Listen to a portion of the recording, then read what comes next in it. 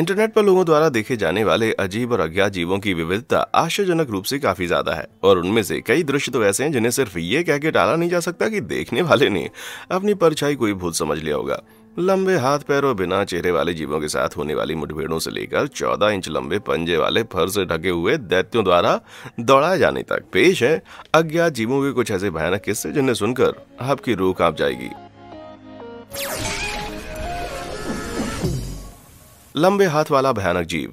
2017 में एक अज्ञात रेडिट यूजर, जिसे हम एडम कहेंगे, उसने दक्षिणी ओक्लाहोमा में जंगलों से घिरे एक छोटे से गांव में बीते अपने बचपन का एक किस्सा सुनाया जब वे 11 साल के हुआ करते थे। बात है कि 90 के दशक की जब गर्मियों में एडम का एक दोस्त अपने 8 साल के भाई के साथ उनसे मिलने आया। लड़के ने सारा दिन जंगल में मस्ती में बिता दिया, लेकिन दोपहर में जब वे झाड़ियों के बीच से गुजरने वाली एक शांत पगडंडी पकड़ के लौटने लगे तो उन्हें ऐसा महसूस हुआ कि कोई उनको देख रहा है। फिर एडम की नजर एक अजीब सी आकृति पर पड़ी जो कि पेड़ों के बीच करीब 100 फीट की दूरी पर पूरी तरह से स्थिर खड़ी हुई थी। डालों के बीच छिपी वो आकृति पूरी तरह से साफ तो नहीं थी, पर उसका भयानक रूप साफ से समझ में आ रहा था। 7 फुट ऊंचे उस प्राणी की पाउडर जैसी सतह वाली सफेद त्वचा, झूलते हुए लंबे हाथ और बिना चेहरे वाली खोपड़ी भयानक लुक दे रही थी। निश्चित रूप से ये कोई इंसान तो नहीं था, ना ही कोई ऐसा जानवर था जिसे एडम ने पहले कभी देखा हो। तीनों लड़के तुरंत बगल वाले मैदान में भाग गए, लेकिन वो प्राणी पेड़ों के बीच से लगातार उनके बराबर चलता रहा। पत्तियों के बीच वो इतनी आसानी से चलता रहा मानो उसके पैर जमीन को छू ही नहीं रहा हो। जब वे भागते हुए एडम के घर के पास वाले मैदान में पहुंचकर गए, तब जाकर उस आकृति ने उनका पीछा छोड़ा, पर तभी उन्हें एहसास हुआ कि उनकी परेशानी अभी खत्म नहीं हुई है। जल्दबाजी में वो दोनों 8 साल के छोटे भाई से अलग हो गए थे, जिसका मतलब था कि उन्हें फिर से जंगल में वापस जाना होगा।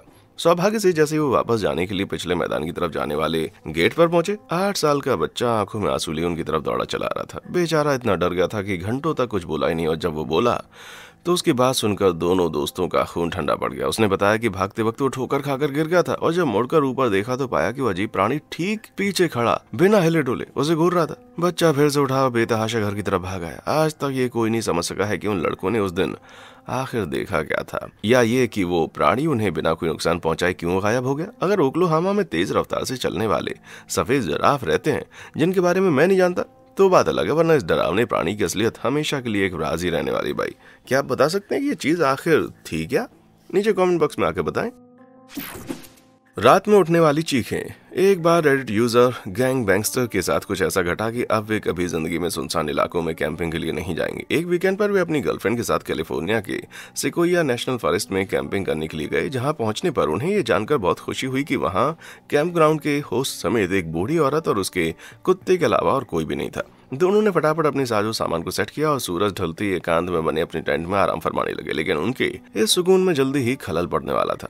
रात ढलती गई, तभी कैंप में मौजूद कूड़ेदानों में कचरा खंगाले जाने के शोर ने दोनों की नींद तोड़ दी। उस इलाके में बहुत सारे भालू पाए जाते हैं, सो गैंग बैंगस्टर्स ने उस प्राणी को डराने के लिए रिमोट से अपनी कार के लॉक को बार बार ऑन ऑफ करना शुरू कर दिया, पर वो आवाज फिर भी आती रही। जब कूड़ेदान की आवाज बंद हुई तो कैंप से लगभग 100 गज दूर स्थित एक खेत से गायों के रम्हाने की जोरदार आवाज आने लगी।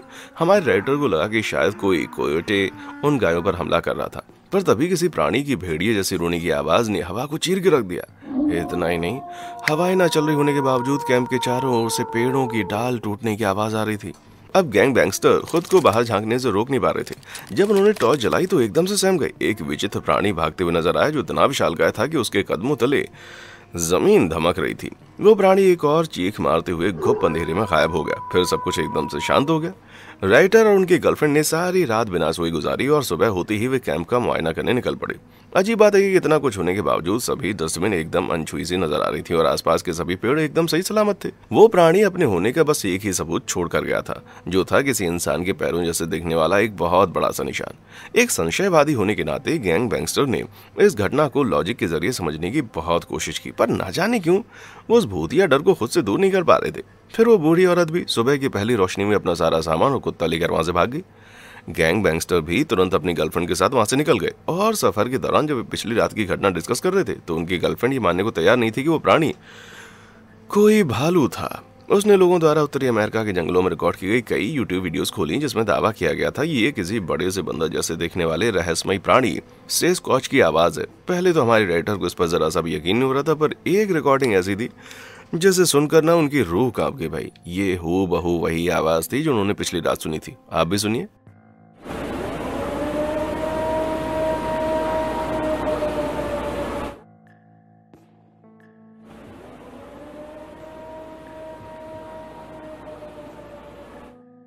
है ना एकदम डरावनी। जाहिर है अगर रात में सोते वक्त ऐसी अजीबो-गरीब आवाजें आएंगी तो बूढ़ी औरत क्या बड़े से बड़ा पहलवान भी मौका मिलते ही वहां से रफू चक्कर हो जाएगा। लेकिन मैं आपको एक ऐसी चीज बताता हूँ जो जरा भी डरावना नहीं बल्कि एक बहुत ही अहम और मजेदार भी है। उस छोटी घंटी को बजाकर आप वाव फैक्ट को सब्सक्राइब कर सकते हैं ताकि हमारा कोई भी दिलचस्प वीडियो आपसे छूट ना जाए। कर दिया? Very good. आइए अब मिलते हैं हमारे अगले रहस्यमय प्राणी से। जंगल की सैर पर मिला अजीब व गरीब साथी।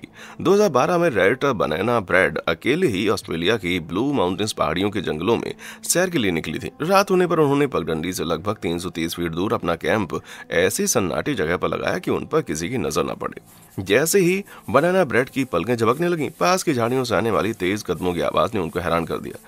पहले तो उन्होंने सोचा कि इतनी घनी झाड़ियों में कोई भला इतनी तेजी से कैसे चल सकता है, सो ये पेड़ों से कुदरती रूप से गिरने वाली पत्तियों और टहनियों की आवाज होगी। सुबह होते ही बनाना ब्रेड ने अपना सामान पैक किया और अपने एडवेंचर पर आगे बढ़ गई। रास्ते में उन्हें विपरीत दिशा में जाते हुए कुछ लोग भी मिले, पर जल्दी फिर से पूरी तरह अकेली हो गई। अब उन्हें सिर्फ पेड़ों में बैठे पक्षियों और अपने खुद के कदमों की आवाज सुनाई दे रही थी। तभी अचानक से उन्हें एक आवाज आई जैसे कोई पीछे टहनी टूट रही हो। राइडर ने चारों ओर नजरें घुमाई और कुछ ऐसा नजर आया कि उनकी दिल की धड़कन एकदम से थम सी गई। झाड़ियों के बीच लंबे हाथों वाला एक प्राणी दुबका हुआ था जिसकी ऊंचाई लगभग 9 फीट, त्वचा गहरे रंग की भूरी, बड़ी बड़ी काली आंखें और सिर्फ सामान्य से कहीं ज्यादा बड़ा था। बनाना ब्रेड बुरी तरह से डर गई और अपना कलेजा मुंह को आता देख वे फुल स्पीड में वहां से भागने लगी और तब तक नहीं रुकी जब तक कि उन्हें जंगल में सैर करने वाले कुछ दूसरे लोग नहीं मिल गए। बनाना ब्रेड ने उन लोगों को पूरा किस्सा सुनाया, लेकिन कुछ न समझ पाने के बावजूद उनकी डरी हुई हालत देखते हुए उन लोगों ने हमारे रेडिटर को बचे हुए रास्ते के लिए अपने साथ में ले लिया। रही बात उस प्राणी की, तो बनाना ब्रेड को पूरा यकीन था कि उन्होंने कोई एलियन देखा है। न सिर्फ उस प्राणी के शरीर पे जरा भी बाल नहीं थे, बल्कि वो ऑस्ट्रेलिया या दुनिया में कहीं भी पाए जाने वाले किसी ज्ञात प्रजाति की तुलना में बेहद दुबला पतला था। उसके लंबे लंबे हाथ, बड़ा सा सिर टीवी और फिल्मों में अक्सर दिखाए जाने वाले एलियन से हुबहू मेल खाते थे, बस कद थोड़ा सा ज्यादा था। वैसे इस घटना को और भी कई लॉजिकल तरीकों से समझा जा सकता है। हो सकता है बनाना ब्रेड ने पेरिडोलिया का अनुभव किया हो, जिसमें हमारे मस्तिष्क को बेजान चीजों में अक्सर चेहरे जैसे पैटर्न नजर आने लगते हैं। पेरिडोलिया को ध्यान में रखते हुए कहा जाए तो शायद वो तथाकथित एलियन मंद रोशनी में किसी खड़े हुए आड़े तिरछे पेड़ और उसकी सूखी टहनियों से ज्यादा कुछ भी ना रहा हो। याद है जब एक बार रात में अपने कमरे की लाइट बुझाने के बाद आप कंफ्यूज हो गए थे कि कुर्सी पर नजर आ रही वो आकृति कोई इंसान है या आपके द्वारा उतार कर टांगा हुआ कोट? आप क्या दिमाग बताता है कि आपका कोट ही है, पर फिर भी कंफर्म करने के लिए आप उठकर कमरे की लाइट जरूर जलाते हैं। भले ही ये पेरिडोलिया का ही मामला रहा हो, पर इसमें कोई गलत बात नहीं है कि इस ऑस्ट्रेलियन राइटर ने मामले की तह तक पहुंचने के बजाय वहां से 9-11 होने का फैसला कर लिया। खतरे में फंसे दो दोस्त। समर कैंप में लोग रात को आग के पास बैठकर एक से बढ़कर एक डरावने किस्से सुनाते हैं, लेकिन अगर खुद का आपका ही समर कैंप कोई डरावना किस्सा बन जाए तो? राइटर डिलाइट 98 के साथ ऐसा ठीक हुआ। ये रेडिट यूजर एक बॉय स्काउट कैंप पर गए जहां उन्होंने करीब 20 अन्य लड़कों के साथ जंगल में बनी एक केबिन में रहना था और जरूरत पड़ने पर टॉयलेट इस्तेमाल करने के लिए कंकड़ की एक पगडंडी पकड़ के 220 गज दूर जाना था। एक रात कैंप फायर के दौरान कुछ डरावनी कहानियां सुनने के बाद डिलाइट 98 अपने एक दोस्त के साथ टॉयलेट जाने के लिए उस पगडंडी पर आगे बढ़ गए। टॉयलेट यूज करने के बाद जब वे दोनों केबिन की तरफ लौटने लगे तो माहौल थोड़ा डरावना हो गया। डिलाइट 98 को न जाने क्यों एक अजीब सा डर लग रहा था और उनका दोस्त भी वैसे ही महसूस कर रहा था। दोनों ने अपने चाकू निकालकर हाथ में लिए और अपने कदमों की रफ्तार बढ़ा दी, लेकिन जब उन्होंने पीछे मुड़कर देखा तो एहसास हुआ कि उनके चाकू इस खतरे से निपटने के लिए किसी काम की नहीं है। फर से ढका हुआ 6 फुट ऊंचा कोई विचित्र प्राणी ठीक उनके पीछे खड़ा हुआ था। वो जानवर अपनी पिछली टांगों पर खड़ा था और उसके कान बिल्कुल किसी बिल्ली जैसे दिख रहे थे। ये प्राणी कथित रूप से विस्कॉन्सिन के जंगल में नजर आने वाले इस जीव की 2017 से ही इंटरनेट पर घूम रही तस्वीर से बिल्कुल मेल खा रहा था, जिसे देखते दोनों लड़के चीखते चिल्लाते बेतहाशा अपने केबिन की तरफ भागने लगे। जानवर ने भी चीख मारी और लड़कों का पीछा करने लगा। दोनों दोस्त केबिन का दरवाजा दूर दूर से पीटने लगे और अंदर दाखिल होते ही उसे अच्छे से लॉक कर लिया। पर तभी उनको याद आया कि केबिन में एक पिछला दरवाजा भी था जिसे लॉक नहीं किया जा सकता, और उनका सुकून फौरन से स्वाहा हो गया। कैंप के बाकी लड़के उन्हें इस हालत में देखकर हैरान थे, पर सबने मिलकर पिछले दरवाजे पर एक मेज टिका दी और अपने अपने चाकू लेकर खतरे से निपटने के लिए तैयार हो गए। सबके सब बाहर के घुप अंधेरे में ताकते हुए ध्यान से सुनने लगे। जब वो प्राणी पिछले दरवाजे पर आकर जोर जोर से धक्का देने लगा तो सभी को यकीन हो गया कि ये उन दो दोस्तों द्वारा किया जाने वाला कोई प्रैंक नहीं था। डिलाइट 98 को यकीन होने लगा कि अब वो लोग नहीं बचेंगे, लेकिन इससे पहले कि उन्हें कुछ होता दरवाजे की धमक बंद हो गई और चारों तरफ एकदम सन्नाटा छा गया। लगता है उस प्राणी ने हार मानकर अपनी भयानक मान की तरफ जाने का फैसला कर लिया था, लेकिन फिर भी उन सब की रातों की नींद उड़ रही थी। और सुबह होने पर जब कैंप के सुपरवाइजर वहां पर आए तो बच्चों की ये भयानक कहानी सुनकर हंसने लगे। जाहिर है वयस्कों को बच्चों द्वारा सुनाए गए इस तरह की कहानियों पर जल्दी यकीन नहीं होता। फिर भी उन बच्चों की चिंता को इतनी आसानी से हवा में नहीं उड़ाना चाहिए था। चलो माना कि वो कोई खूंखार रहस्यमय प्राणी ना रहा हो, पर कोई माउंटेन लायन, भेड़िया या इलाके में घूमने वाला भालू भी कुछ कम खतरनाक नहीं होते। बता दें कि भालू भी वैसी आवाजें निकालते हैं और अपने पिछले पैरों पर खड़े हो सकते हैं, और किसी सेफ सामना होने पर उस पर झट से झपट भी सकते हैं। सौभाग्य से डिलाइट 98 या बाकी के लड़कों ने उस जीव को फिर कभी नहीं देखा, और कैंप के सुपरवाइजर्स की लापरवाही का कोई दुखद अंजाम नहीं हुआ। पर मैं दावे के साथ कह सकता हूँ कि इस प्रकरण के बाद बच्चों ने कैंप के दौरान रात में टॉयलेट जाना बिल्कुल बंद कर दिया होगा भाई। खुद शिकार बनते बनते बचा शिकारी। शिकार का शौक रखने वाले राइटर जॉन थेना के पास केंटकी में स्थित तरह तरह के जंगली जानवरों से भरा हुआ एक प्राइवेट जंगल है, जो नए नए किस्म की बंदूकें आजमाने के लिए एक परफेक्ट शूटिंग रेंज की तरह काम आता है। एक बार HR-15 जैसी कोई राइफल खरीदने के बाद जॉन ने उसे चलाकर देखने का फैसला किया और अपने जंगल में दाखिल हो गए। लेकिन जैसे जैसे वो जंगल में अंदर की तरफ बढ़ रहे थे, उनके गर्दन के रोंगटे खड़े होने लगे, क्योंकि उन्हें ऐसा लग रहा था मानो कोई उन पर नजर रखे हुए। पर इस फीलिंग को यूं ही अपना वहम मानते हुए जॉन अपने शिकार पर आगे बढ़ते रहे। पर जल्दी ही उस डर ने जॉन को इतना असहज कर दिया कि उन्होंने रुककर अपनी बंदूक लोड कर ली और ध्यान से पेड़ों पर नजर दौड़ाने लगे। अचानक उन्हें एक अजीब सी बदबू आने लगी, मानो धूप में पड़ा हुआ मांस सड़ रहा हो। उन्होंने चारों ओर देखा और ठीक पीछे एक मरे हुए पॉसम का अवशेष पाया, जो उस भीषण दुर्घटना के हिसाब से देखने में एकदम ताजा लग रहा था। जॉन को यकीन था कि कुछ तो गड़बड़ है, क्योंकि कुछ देर पहले जब वे वहां से गुजरे थे तो ये पॉसम वहां नहीं था, मानो किसी ने जस्ट अभी उसे वहां पर छोड़ा हो। पर वे इतनी आसानी से डरने वालों में से एक नहीं थे, और वो आगे बढ़ते रहे, क्योंकि खुद को बचाने के लिए उनके पास बंदूक तो थी ही।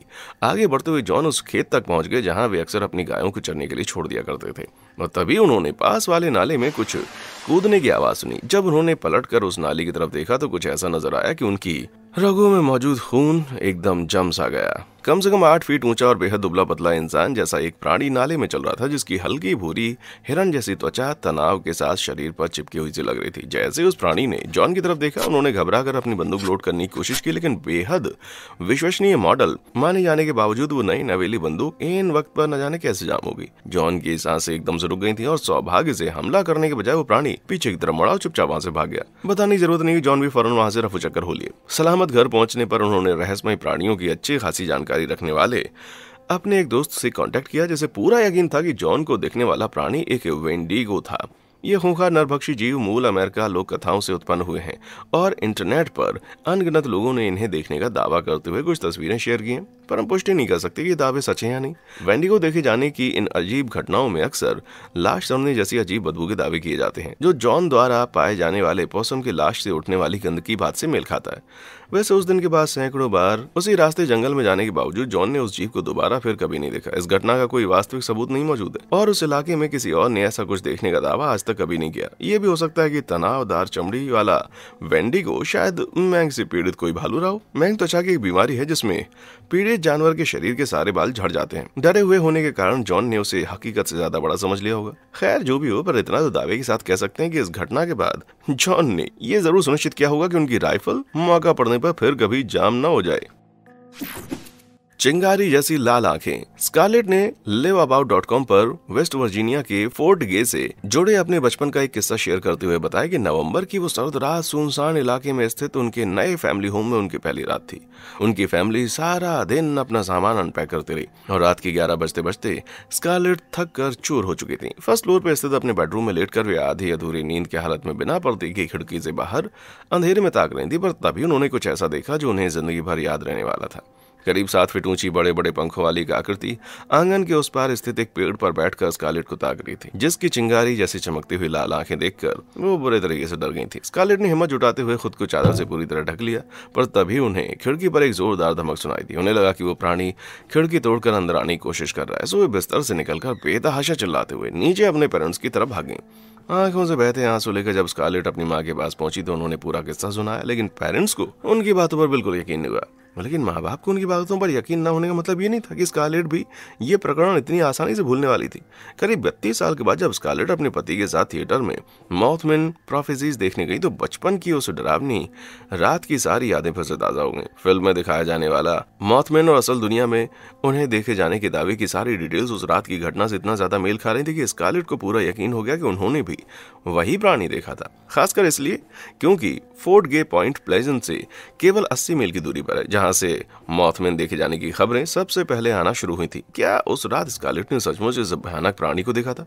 कहीं ऐसा तो नहीं कि नींद की हालत में उन्होंने किसी बड़े से उल्लू को देखकर खामखा वहम पाल लिया हो? शायद स्टीजियन उप प्रजाति का कोई उल्लू जो अपनी चमकीली लाल आंखों के लिए जाना जाता है। फैसला मैं आप पर छोड़ता हूं भाई।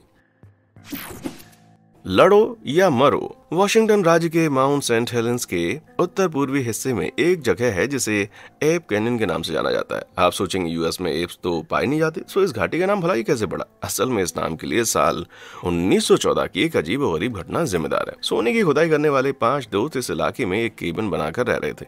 एक दिन जब वो पास की एक झील की तरफ जा रहे थे तो उन्हें 4 विशालकाय जानवर दिखे जो कि इंसानों की तरह 2 कदमों पर चलते हुए जंगल घूम रहे थे। स्विस भूविज्ञानी Louis Francois Fernand Hector de Loys द्वारा 4 साल पहले दक्षिण अमेरिका के वर्षा वनों में ली गई वानर मानव या एपमैन की तस्वीरों की तरह ये प्राणी भी लंबे काले बालों से ढके हुए थे, जिनके कान नुकीले और करीब 4 इंच लंबे थे। वैसे बता दूं कि लुई की वो तस्वीरें आगे चलकर फर्जी साबित हुई। उन 4 दोस्तों में से फ्रेड उन जानवरों से इतना चकित हुआ कि उन्हें डराने के लिए अपनी राइफल निकालकर उन पर दाग दी, लेकिन ये हिंसा उनको भारी पड़ने वाली थी। उस रात केबिन पर होने वाले भारी पथराव ने 5 की नींद उड़ा दी। फिर दरवाजे और खिड़कियों पर भारी भरकम शरीरों के टकराने की आवाजें आने लगी। एप मैन्स की वो मंडली अपना बदला लेने के लिए वापस आ चुकी थी और मोर्चा छोड़कर हटने को जरा भी तैयार नहीं थी। जब उन वानरों ने केबिन की छत में सेंध लगा दी तो माइनर्स ने अपनी पिस्तौल से ताबड़तोड़ फायरिंग शुरू कर दी। वो मुठभेड़ सुबह होने तक चलती रही, फिर अचानक से एकदम सन्नाटा छा गया। 5 दोस्त मुआयना करने के लिए केबिन से बाहर निकले और फ्रेड ने पाया कि एक वानर दूर खड़े होकर उन लोगों को घूर रहा था। माइनर्स को देख वो चुपचाप वहां से भाग गया। फ्रेड इस किस्से को भूलने वाले नहीं थे और हमले के बाद उन्होंने इस घटना पर एक किताब भी लिखी। उनका मानना था कि वो वानर पुरुष असल में कोई अलौकिक प्राणी थे, क्योंकि वे सालों से उन्हें मानसिक पूर्वाभास और अपने सपनों में देखते चले आ रहे थे। जाहिर है लोगों ने इस घटना को और भी कई तरीकों से समझाने की कोशिश की, जिनमें लोकल लड़कों द्वारा शरारत के तौर पर केबिन पर पथराव करने की थ्योरी सबसे ज्यादा प्रचलित है। उस पार्क के रेंजर्स को भी उन माइनर्स के किस्से पर यकीन नहीं था। उनकी राय में पूरा का पूरा किस्सा उन माइनर्स द्वारा गढ़ा गया था, जिसमें केबिन के पास पाए जाने वाले 14 इंच लंबे पैरों के निशान भी शामिल थे। फिर भी वॉशिंगटन और ओरेगन में उस वक्त छपने वाले अखबारों ने इस कहानी को बढ़ा चढ़ा कर कवर किया था। दुर्भाग्य से केबिन की सटीक लोकेशन के बारे में अब किसी को नहीं पता, लेकिन एप कैनियन हाइकिंग करने वालों के लिए एक पसंदीदा डेस्टिनेशन बन चुकी है। लगता है लोगों को डराने के लिए सिर्फ पत्थरबाजी करने वाले एपमैन ही काफी नहीं है मेरे भाई। भयानक दरिंदों का जोड़ा। 7 जून 1951 के दिन न्यू मैक्सिको से ताल्लुक रखने वाली 2 फैमिलीज सेंटा फे की स्की बेसिन में पिकनिक मनाने के लिए गए। जब ग्रुप के वयस्क खाना बनाने में व्यस्त हो गए तो 5 साल की जेनेट, 7 साल की लैरी और 3 साल के स्टीफन पास वाले जंगल के किनारे खेलने लगे। जब खाना बनकर तैयार हुआ तो उनके पेरेंट्स ने पाया कि बच्चे तो वहां कहीं नजर नहीं आ रहे थे। उन्होंने तुरंत आसपास खोजना शुरू कर दिया, क्योंकि छोटे बच्चे ज्यादा दूर तो जा नहीं सकते थे। जब आसपास खोज बेकार साबित हुई तो वो समझ गए कि हो ना हो वो बच्चे जंगल की तरफ गए होंगे। पर जंगल की चढ़ाई काफी खड़ी और उबड़ खाबड़ थी, जिसे पार कर पाना उन बच्चों के लिए लगभग नामुमकिन था। उनके पेरेंट्स ने तुरंत अधिकारियों को सूचित किया, जिन्होंने शाम होते ही बच्चों को जंगल से निकालने के लिए 2 बड़ी बड़ी स्पॉटलाइट्स लगा दी और पहाड़ी के निचले हिस्से को जमकर खंगालना शुरू कर दिया। पर उनकी तमाम कोशिशों के बावजूद रात दिन में बदल गई और अगली दोपहर तक मामला बहुत गंभीर लगने लगा। तभी खोज अभियान में मदद करने वाले एक शख्स को पहाड़ी में करीब 3.5 मील ऊपर कुछ नजर आया। तीनों बच्चे गिरे हुए पेड़ के पीछे छिपे हुए थे और अपना सर निकालकर बाहर झांक रहे थे। तीनों एक साथ दुबके हुए थे और काफी डरे हुए से मालूम पड़ने के अलावा एकदम सही सलामत नजर आ रहे थे। जब पुलिस ने पूछा कि आखिर हुआ क्या था तो 7 वर्षीय लैरी के जवाब ने उन्हें एकदम चकित कर दिया। बच्चे ने बताया कि वे खेलते खेलते जंगल में काफी दूर तक चले गए जब उन्हें गुर्राने जैसी कुछ अजीबोगरीब आवाजें सुनाई देने लगी। उस आवाज के तुरंत बाद एक भालू ने झाड़ियों से छलांग लगाते उन पर हमला कर दिया। भालू को अपने पीछे आता देख बच्चों ने बेतहाशा भागना शुरू कर दिया। लेकिन सबसे अजीब बात यह है कि वो भालू अकेला नहीं था। बच्चों के मुताबिक उस भालू के साथ एक गोरिल्ला भी था और दोनों जानवरों ने मिलकर रात भर उनका पीछा किया, जब तक कि उन्हें छिपने की जगह नहीं मिल गई। वे बच्चे इतने छोटे थे कि उनकी इस कहानी की सच्चाई के बारे में कुछ भी नहीं कहा जा सकता। वैसे 2 अलग अलग प्रजाति की जानवरों के बीच सहयोग की बात असंभव लगती है, खासकर जब उनमें से एक सिर्फ अफ्रीका में पाया जाता हो। लेकिन अगर उनकी कहानी पूरी तरह झूठ थी तो इतनी छोटी उम्र के बच्चे इतनी कठिन चढ़ाई वाले पहाड़ पर 3.5 मील ऊपर आखिर कैसे पहुंचे? हो सकता है सचमुच किसी जानवर ने उनका पीछा किया हो, गोरिल्ला नहीं तो शायद 2 भालुओं ने। और जान बचाने के जोश में भी बिना कुछ सोचे समझे पहाड़ पर चढ़ गए। बच्चों के अलावा उस घटना का कोई दूसरा गवाह तो वहां था नहीं, तो इस बात की क्या गारंटी कि उस दिन सेंटा फे की पहाड़ियों में बिगफुट जैसा कोई राक्षस नहीं घूम रहा था? दरिंदगी के निशान। राइटर नेट 0113 जब 10 साल के थे तो उन्होंने पूर्वी टेनेसी में आयोजित एक समर कैंप में हिस्सा लिया। शुरुआत में उनका कैंप भी बाकी कैंप जैसा ही था, जिसमें राफ्टिंग, मेस का वाहियात खाना और जी हाँ, कैंप फायर किनारे बैठकर डरावनी कहानियां सुनाना जैसा सब कुछ शामिल था। कैंप का प्लान तो पूरे 4 दिन का था, लेकिन नेट सिर्फ 2 दिन वहां टिक पाए। जी नहीं, वो मम्मी की याद आने के कारण वहां से नहीं भागे। कैंप के सेकंड डे में रात को डाइनिंग हॉल साफ करने की जिम्मेदारी नेट को मिली। काम खत्म करते करते उनके सभी दोस्त सो चुके थे, यानी वो जितनी देर चाहे सुकून से बाथरूम में नहा सकते थे। अभी वे नहा ही रहे थे कि बाथरूम के बाहर ऐसी आवाज आई मानो कुछ खंगाला जा रहा हो। नेट को लगा कि उनके दोस्तों की शरारत हो गई। उन्होंने अपना स्नान पूरा किया और अपना सामान इकट्ठा करके घोप अंधेरे को पार करते हुए स्लीपिंग केबिन की तरफ जाने लगे। अंधेरा इतना ज्यादा था कि जंगल पार करते वक्त उन्हें कुछ नजर नहीं आ रहा था और उनके हाथ में मौजूद लैंप्स भी मरी मरी सी जल रही थी। नेट ने अभी केबिन का आधा रास्ता तय किया था कि अचानक उन्हें कराहने जैसी एक जोरदार आवाज सुनाई दी, जो ठीक उनके सामने से आ रही थी। डर के मारे नेट के हाथ से लैंप छूट गई और वे पूरी जान लगाकर उल्टी दिशा में भागने लगे। अंधेरे में कुछ भी साफ नजर नहीं आ रहा था। उनके पैर लड़खड़ाने लगे और वे किसी चिपचिपी सी चीज पर औंधे मुंह गिर पड़े। नेट डर से थर-थर कांप रहे थे क्योंकि उस प्राणी ने एक और भयानक चीख मारी। लेकिन शुक्र है कि कैंप के गाइड्स ने भी वो अजीब आवाज सुन ली और अगली क्षण वे हाथों में टॉर्च लेकर मौके पर आ गए। जैसे ही उन्होंने टॉर्च मारी तो पाया कि नेट किसी गाढ़े लिक्विड में सने हुए थे, जिसका रंग लाल और काले के बीच था, जो सिर्फ एक ही चीज हो सकती है, यानी खून।